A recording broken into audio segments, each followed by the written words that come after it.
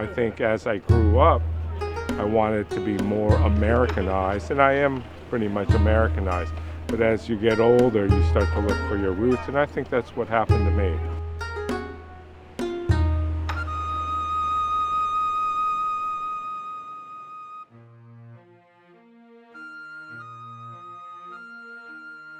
I came to San Francisco in 1977, and that's when I started the Tai Chi. But I was also a Kung Fu practitioner. Now I exclusively do the Tai Chi. I found Tai Chi is very satisfactory for me. I mean, it fits me well. When I started practicing, I knew it was something that I would do for the rest of my life.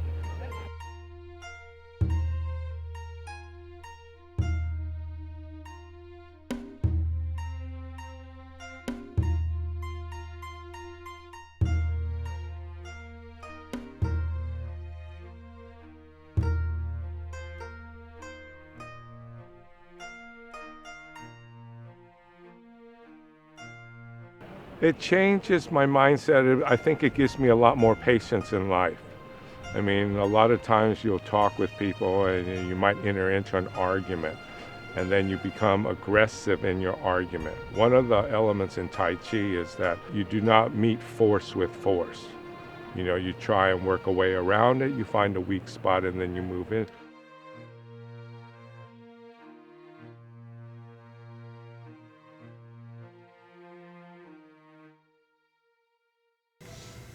Turn the hands over, palms facing down or flat. I think why a lot of people have a hard time is you have to be very spiritual, you know, and I don't want to say that, you know, just like, you know, being religious, but you have to be inside of yourself. You have to really feel. And I tell like my students when they do standing meditation, I said, see if you can stand 20 minutes. I said, it's not a spectator sport. I said, you're not going to impress anybody. You know, you're not going to go say, guess what? I stood for 20 minutes and I didn't move. They're not going to be impressed. But if you can accomplish that, there's something that happens because you let go in your mind, you relax your mind, everything becomes relaxed. When you come out of it, your focus and concentration is much, much better.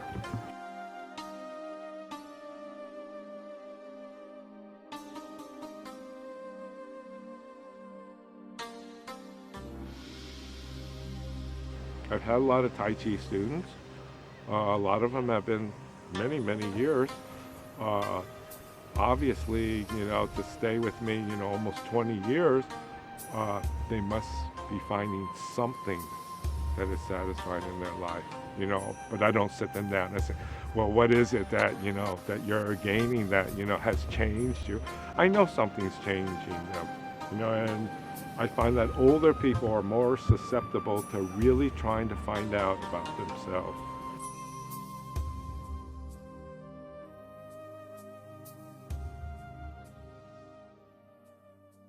My family in China, very notorious, very famous. They come from a different region than the majority of people, especially like in San Francisco. Come from the Northeast, and everybody in Northeast they're Muslims. My family on both sides they're warlord families.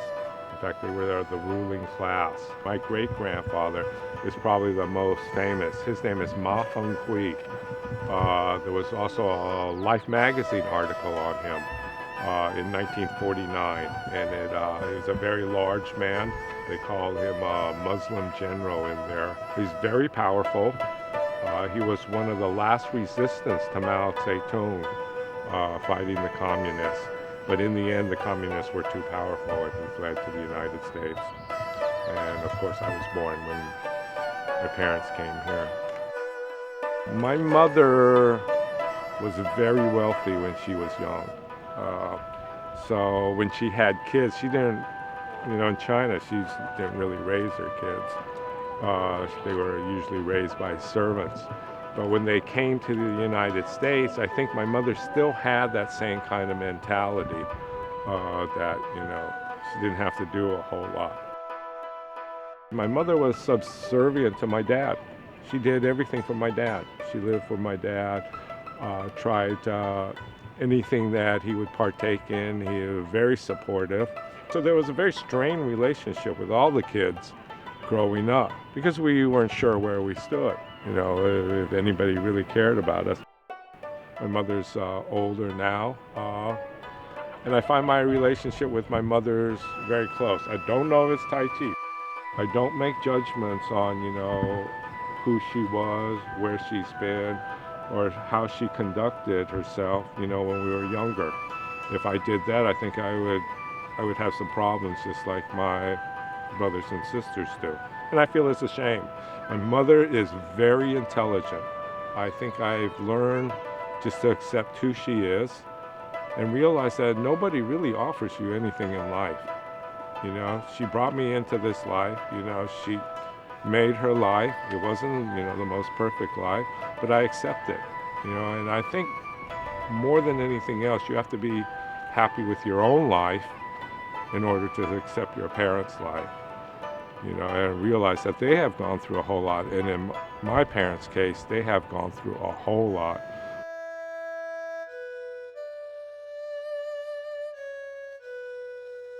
It's a person that, I do what I want to do.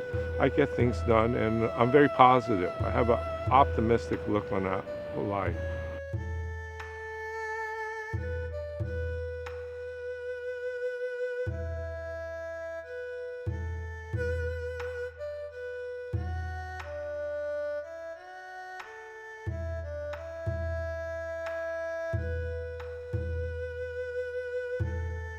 I try when I talk to people, especially in Tai Chi.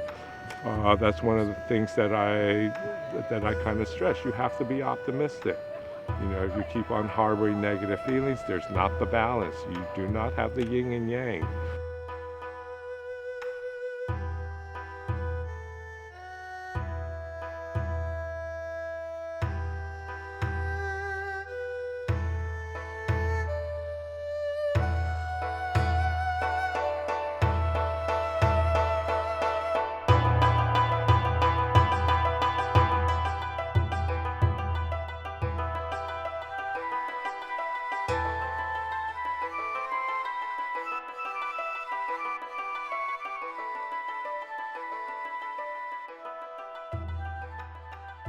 I think Tai Chi is good for, like I said, the majority of people can learn a lot from it.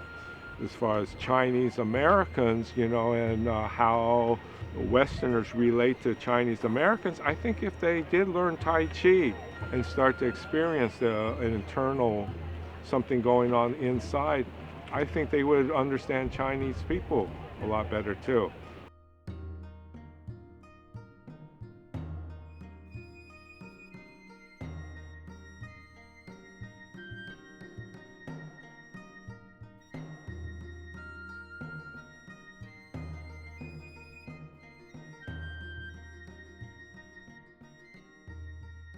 I always try to stress there's got to be a little bit of positive to balance that negative. And that's I think the best lesson in Tai Chi. You have to balance the good and the bad.